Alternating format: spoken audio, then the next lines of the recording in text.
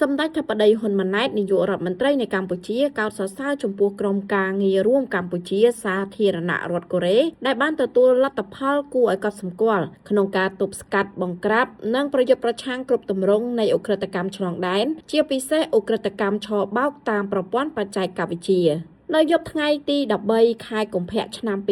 2026នេះសម្ដេចធិបតីហ៊ុនម៉ាណែតនាយករដ្ឋមន្ត្រីនៃកម្ពុជាបានកោតសរសើរចំពោះក្រុមការងាររួមកម្ពុជាសាធារណរដ្ឋកូរ៉េដែលទទួលបានលទ្ធផលគួរឲ្យកត់សម្គាល់ក្នុងការទប់ស្កាត់បង្ក្រាបនិងប្រយុទ្ធប្រឆាំងគ្រប់ទម្រង់នៃឧក្រិដ្ឋកម្មឆ្លងដែនជាពិសេសឧក្រិដ្ឋកម្មឆបោកតាមប្រព័ន្ធបច្ចេកវិទ្យាជាមួយគ្នានេះដែរប្រមុខរាជរដ្ឋាភិបាលកម្ពុជាសូមបញ្ជាក់ជាថ្មីពីការបដិញ្ញាយ៉ាងមុតមាំក្នុងការប្រយុទ្ធប្រឆាំងនិងបង្ក្រាបឧក្រិដ្ឋកម្មឆ្លងដែនគ្រប់ទម្រង់រួមទាំងការឆបោកតាមប្រព័ន្ធបច្ចេកវិទ្យាការជួញដូរមនុស្សនិងបទល្មើសតាមប្រព័ន្ធបច្ចេកវិទ្យាផ្សេងទៀតដែលគំរាមកំហែងដល់សន្តិសុខសង្គមក៏ដូចជាសុវត្ថិភាពរបស់ប្រជាពលរដ្ឋសម្ដេចមហាបវរធិបតីហ៊ុនម៉ាណែតបានសរសេរនៅលើបណ្ដាញទំនាក់ទំនងសង្គមផ្លូវការរបស់សម្ដេចជាមួយនឹងខ្លឹមសារទាំងស្រុងថាខ្ញុំសូមស្វាគមន៍ចំពោះលោកលីជេមញងប្រធានាធិបតីនៃសាធារណរដ្ឋកូរ៉េស្ដីពីកិច្ចសហប្រតិបត្តិការយ៉ាងជិតស្និទ្ធនិងមានប្រសិទ្ធភាពរវាងរាជរដ្ឋាភិបាលទាំងពីរ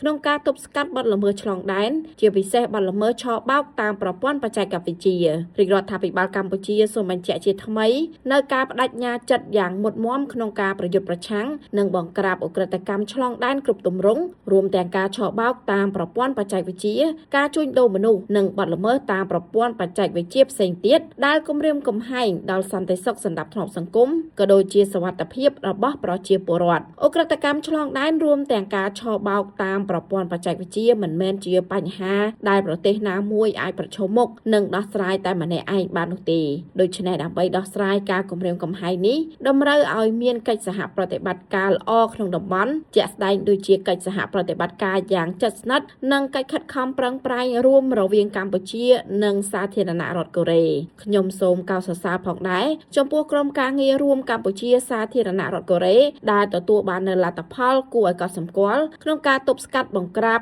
និងប្រយុទ្ធប្រឆាំងគ្រប់ទម្រង់នៃឧក្រិដ្ឋកម្មឆ្លងដែនជាពិសេសឧក្រិដ្ឋកម្មឆបោកតាមប្រព័ន្ធបច្ចេកវិទ្យាហើយសង្ឃឹមថាក្រុមការងាររួមនឹងបន្តទទួលបានលទ្ធផលត្រចះត្រចង់បន្ថែមទៀតដើម្បីលុបបំបាត់ការឆបោកតាមប្រព័ន្ធបច្ចេកវិទ្យានិងឧក្រិដ្ឋកម្មឆ្លងដែននានា